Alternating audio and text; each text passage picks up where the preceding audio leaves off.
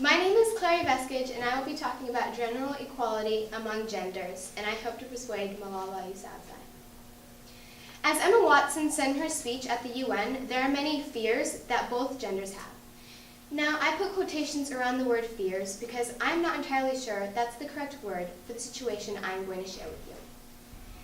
The situation that you might be wondering about. What I'm talking about is girls choosing not to do the sport they want because they may be the only girl there, or they're afraid. Afraid of what? Afraid of being viewed as the girl that is only doing the sport to be able to talk to the guys, or the girl that refuses to be like everyone else. Males don't want to share their feelings for fear of being judged. Some students choose to fail on purpose because they are afraid of being teased for being smart. In other countries, there are still inequalities based on gender.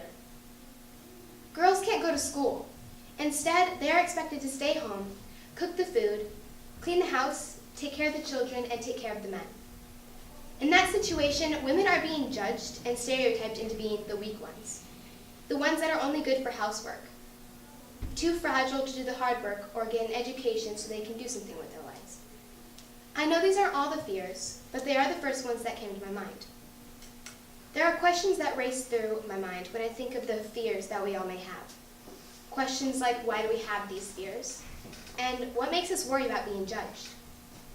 People tell us all the time, be yourself because everyone else is already taken. The thing about that is what people are afraid to do. They are afraid to be themselves because they are afraid of being judged. I know I haven't raised my hand in class for fear of being wrong and getting laughed at. I used to be the kid that didn't care what people thought of me. I didn't care if I was wrong. I didn't care about what I wore or what I looked like. But that all changed once reality hit me. Kindergarten and second grade, I was viewed as the goody-goody because my mom was the principal. In fourth and fifth grade, I was made fun of because I liked to wear my favorite pink Crocs. In sixth grade, I was called Crayola Face behind my back because of how I wore my makeup. And in seventh grade, I wore my hair someone else did the previous day because I liked it. Only to hear, hey, you have a twin. And their response, oh no. During these stages in my life, I started to feel the pressure. I changed or tried to change everything about myself just to gain approval. I guess the thing I'm trying to get across is everyone's fear of being judged. I gave this a lot of thought, and I'm still afraid of how people are going to view this speech. I came up with ways that may possibly help with people's fear of being judged. Number one, be open, be friendly. What I mean by this is not to be so harsh on someone. You might not like some aspects of the person, but what you do like, that is where your attention should be. Number two, if someone seems hesitant to talk to you or anyone, let them know that it's a judge-free zone. And number three, just stop. Don't judge in the first place.